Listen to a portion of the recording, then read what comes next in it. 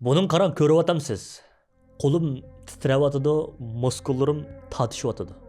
Men bu o'qni oldiga, yiroq bir nishonga atmoqchi. Ammo bu yerda bir g'alatilik bor. Men o'qni oldiga ishtirayotganim yo'q. Aksicha men uni oqiga bor kuchim bilan keyniga tortyapman. Agar balkim bu o'q zuvoniga kelsa, menga vaqirgan bo'ladi. Ey inson, nimishqa meni nishondan yiroqlashtirsa, nimishqa meni keyniga tortsa, qara boshqalar mening oldimda mengotidi. Men bo'lsam oqisga chekinyapman deb qaqshigan bo'ladi. Ammo fizik qonuni bizga bir haqiqatni pichirlaydi. Bu chekinish emas, bu yushurin energiya to'plash jarayoni. Men uni qancha qattiq, qancha uzun, qancha azobli tatib tursam, qo'yib bergan shu paytda u shuncha tez, shuncha yiroqqa, shuncha kuchli va qudratli kuchidi. Hatto u bir po'latni teshib o'talishi mumkin. Bugungi kunda bizning millatning va sizning hayotingiz dal mushu tortilgan o'qiyaga o'xshaydi. Biz besim ostida, biz bo'g'ildik. Biz orqaga tortilgandek, boshqalar oldiga ketib qolgandek. Qo'limizdan hech ish kelmaydigandek his qilyapmiz.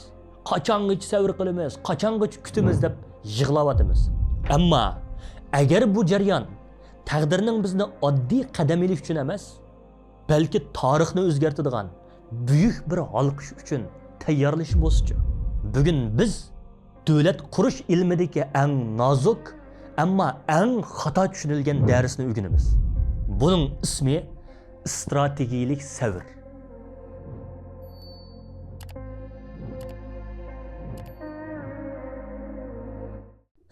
Yoshlar, bizning bir cho'ng kesilimiz bor.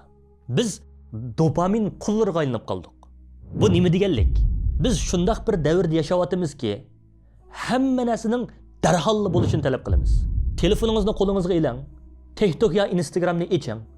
Bir video agar 3 sekund ichida sizni kuldirmasa yoki hayajonlantirib o'zingizga jalb qilinmasa, darhol barmoqingizni ishqa sepib uni o'tkazib o'tasiz, serib o'tasiz. Keyingisiga o'tkazsiz. Mushunchalik bir zerikishga chidab tura olmaysiz. Ozroq saqlashga savr qila olmaysiz. Bir kitobni bir hafta o'qishga hargiz toqatingiz yo'q. 3 minutda chiqarib birdamda tushunib olishni orzu qilasiz. Qarindishim, bu oldirang'ulik bizning mingimizni zaharladi. Biz davlat qurishnimi dal shu TikTokdagi 15 sekundlik videoga o'xshatib qoldik. Biz o'ylaymizki, bugun bir namoyish qilsak, erta Xitoy yiqilsa, bugun $1 ya $100 iyon qilsak, erta vatan ozod bo'lsa. Agar bir oy ichida natija chiqmasa, darhol umidsizlanamiz. Bu ish bo'lmaydi ekan, natija chiqmaydi ekan, foydasi yo'q deb tashlab ketamiz. Xuddi zerikishlik videoni seyretgandekla davonimiz seyretamiz. Men sizga amaliy bir misol beray. Onaning qornidagi buvoq 9 oy 10 kun yetilish kerak. Bu tabiatning qonuniyati. Bu Allohning muhlati. Agar bir ona, men saqlab bo'lamadim, bak zerikib ketdim, bolamni bak ko'gim kelib ketdi deb balani 5 oylikda majburiy operatsiya qilib olsa nima bo'ladi? U bola sog'lom bo'lamdi yoki botur kuchli bo'lamdi? Yo'q. U bola o'lik tug'iladi. Yoki bir umr miyib, yashashqimi, o'lishqimi kuchi yetmaydigan, faqat sunniy nafas bilan yashaydigan bir go'shpochisiga aylanib qoladi. Bizning bugungi holimiz dal shu. Biz oldirapla, tayyorliksiz, plansiz, faqat hissiyot bilan mustaqillikni tug'dirmoqchi bo'lyapmiz. Natija nima bo'ldi? Tariximizga qarang. Necha qitim chala tug'ilgan harakatlarimiz qinimizga bo'yilib tugadi. Davlat tez tamoq emas, fast food emas, davlat release videosi emas. U necha avlod odamning necha 10 yillik timtos, jafoliq, zerikishlik amaliyoti badaliga keladigan yo'g'on bir chinor darxi. Bu davlatchilik yo'lida ikki xil odam bor. Qaysi bo'lishni o'zingiz tanlang. Birinchi avtomatchi. U nayta hayajonli, qiyniq-qiziq. U ijtimoiy taratqularda har kuni vaqiraydi, jaqiraydi, inkas sezib boshqalar bilan urushidi, doim boshqalarni qaqshab yuradi. Ko'zini yumib ila, qo'lidagi avtomatning tepkisini besib tat qilib, shu ko'z oldida ko'rgan hamma narsaga o'q yog'dirdi. Ovozi quloqni yaradi, qarmoqqa bak vatanparvardek ko'rinadi. Ammo natija uning minglagan o'qi tamga, toshqa, dal-daraxtlarga tegidi, oxirida o'qimi tugaydi. Ammo dushman bo'lsa, bir toshning kaynida kulib yotadi. Chunki uningda nishon yo'q, faqat shovqulli bor. Ikkinchisi margan, snayper. Uni hech kim ko'rmaydi. U loypatqoqning ichida qattiq sovuq va issiqda suvsiz 10 soat midirlamay yotadi. Sirtin qaraganda u uxlayotgandek, qo'rqinchoq, hech ish qilmaydigandek ko'rinadi. Balkim boshqalar uni, "Ey qo'rqinchoq, nimaga yotsa, chiqa, o'ta" deb tilishi mumkin. Ammo u anglamaydi, quloqiga kirmaydi.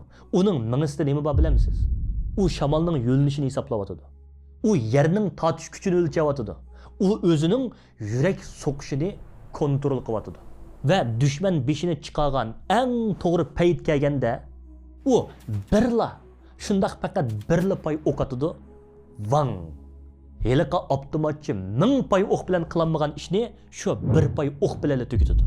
Bizga bugun vaqiraydigan avtomatchilar yetarlik. Hatto ishib ketdi. Bizga kam bo'layotgani shavqin chiqamay, ilm bilan, savr bilan, plan bilan, strategiya bilan nishonni ko'zlab yotgan margallar. Savr qilish midirlamayli yetish emas. Savr qilish nafasni tangshash, diqqatni yig'ish va tapkini bosadigan shu 1 sekundlik payt uchun 10 yil tayyorlik qilish jarayonidir. Undaqda biz muhojiratda nima ish qilamiz? Qo'miga beshini tiqib olgan to'yga qushdek yotimizmi? Yo'q. Savrning zamonaviy tarjimasi loading, ya'ni yuklash bo'lishi kerak. Telefoningizda bir cho'ng, egri o'yinni ochmoqchi bo'ldingiz. Ekranda loading 99 deb turibsa ichilamdi. O'yin boshlandi. Yo'q, hatto 99.9 bo'lsa ichilmaydi. Cho'qim 100% bo'lishi kerak. Mana bizning ozodligimiz dunyodagi eng egri o'yin. Bizning tayyorligimiz texi 10% yoki 20% bo'lishi mumkin. Shunga Alloh bizga vaqt berdi. Buni to'ldirib olgan deb fursat ato qildi. Men sizga 3 bosqichlik yuklash planini beraman. Savr qilyapman deb quruq o'ltirmang. Mana mushularni qiling. Birinchi jismoniy yuklash. Siz ati urush bo'lsa, taqqa yamusha olamsiz. 10 kilometr yugura olamsiz. Agar qo'sqingiz pompiyib chiqib qolgan bo'lsa, ikkinchi qavat chiqicha hozirab umidab qolgan bo'lsangiz, siz vatanni so'yiman deb yolg'on aytmang. Siz urushga emas, balki yotqanda yetishga tayyorlik qilibsiz. Bugundan boshlab teningizni po'latga aylantiring. Ter to'kish sabr hisoblanadi. Ikkinchi, iqtisodiy yuklash. Davlat qurish uchun quruq gap emas, pul kerak. Yahudilar davlat qurishdan burun dunyoning hamma yerida tijorat qildi. Shu orqali dunyoda ta'sir bor kishilarni setib oldi.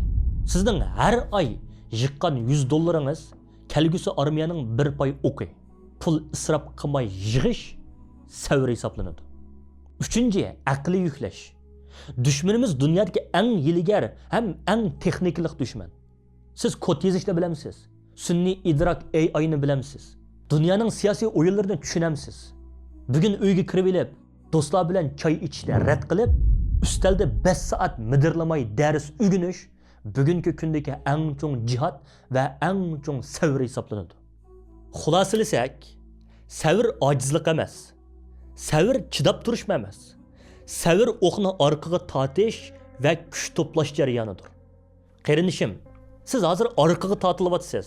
Bisimis qilyapsiz, ishingiz siqilyapti, pushyapti, zerikiyapsiz. Lekin xo'shal bo'ling. Chunki bu deganlik sizning itilish kuchingiz eshyapti. Alloh sizni yiroqroq bir nishonga, balkim biz o'ylagandimi cho'ng bir g'albaga tayyorlayapti. Faqat bu yerda birli shart bor. Arg'amchini hargiz qo'yib o'tmang. Nishoningizni yo'qotib qo'ymang va hargizmi sunib ketmang. Bugungi 5-topshiriq.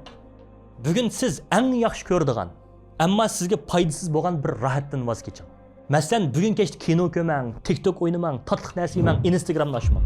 Shu vaqtni o'zingizni kuchaytirishga ishlating. 30 minut Qur'on o'qing yoki kitob ko'ring.